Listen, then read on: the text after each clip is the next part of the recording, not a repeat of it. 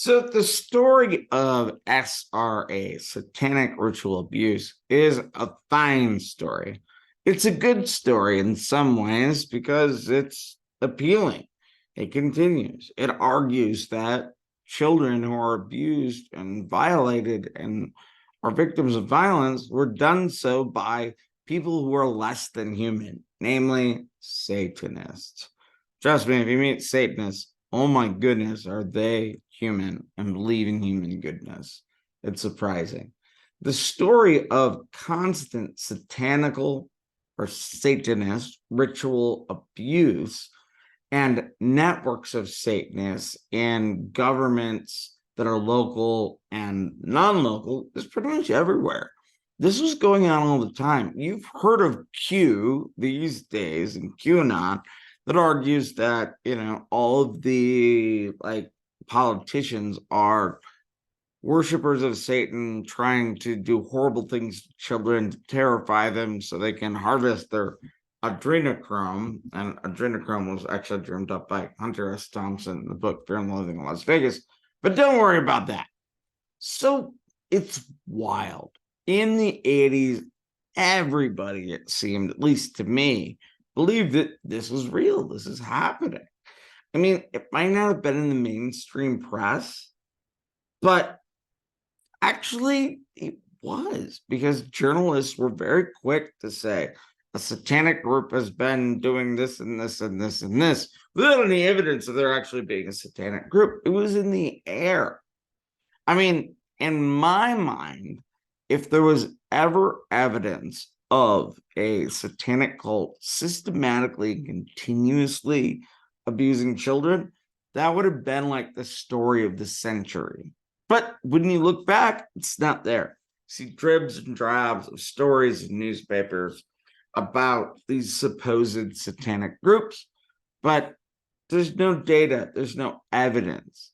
I mean, there's all these horrible stories about evil people doing horrible things to children, but there's never been any objective reporting or scientific observation that it actually happened.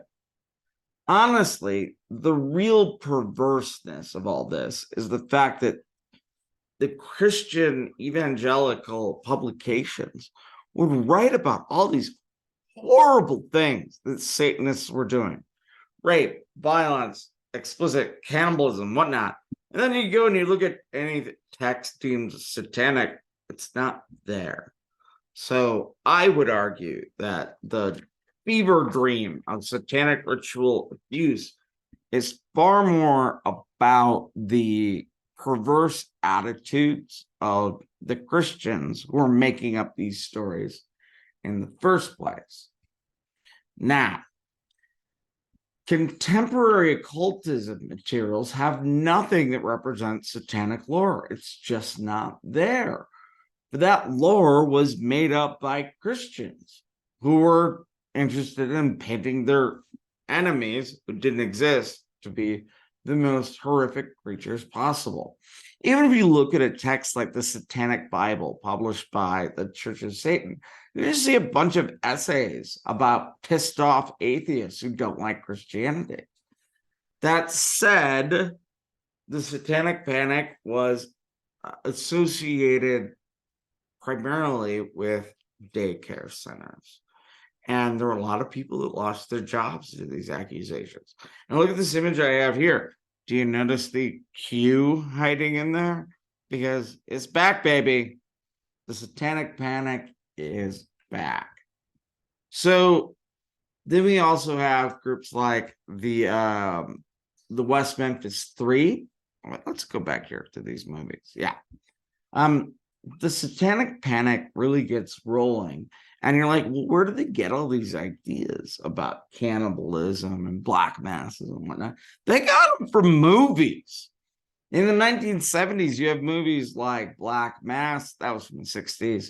Race with the Devil. I love Race with the Devil. That's about people in a Winnebago running from a cultist after they evidently see a satanic sacrifice and are witnesses to it. The Omen, that talks about, the Antichrist being born to Gregory Peck's child. And Devil Dog, Hound of Hell, my favorite, where a Doberman Pinscher is actually an emissary of the devil in a suburban home. So when you really look at the lore in Satanic Panic, it looks more like these movies than it looks like anything you can read elsewhere. So in a way, I would argue these 1970s sensationalist movies that I really enjoy inspired the Satanic Panic. I mean, there's even stories about the West Memphis Three, where supposedly the three boys performed a black mass that was terrifying, and a woman saw it, and that's why, like, she thought, I'll talk about the West Memphis thing in a second, and that's why she thought, like, oh, these guys are evil because I saw them do this ritual, and then they went back, the lawyers went back and like, she didn't see anything, and in fact, the night before she made that accusation, the movie Black Mass with Boris Karloff was shown on the television. So it's hard to say what came first, the literary fantasy, the movie fantasy, or the satanic ritual abuse fantasy. Some could argue that satanic ritual abuse fantasies spring from the anti-witchcraft trials from northern United States and the medieval era. It's rough to figure out where all this comes from. But in those prior, like, witch burning trials, you see that there were mostly women who were forced to admit to their satanic activities under threat of torture. So who was guiding them? The people who were questioning them and torturing them. They were the ones that had these ideas, and the other folk just admitted to them to stop the gosh darn torture. So, the satanic panic narratives, they were usually said to be associated with daycare communities. And I will tell you that when I was young, because I heard this on the radio all day long, I was afraid of daycare centers because it seemed very clear from the radio that everybody running a daycare center was a Satanist.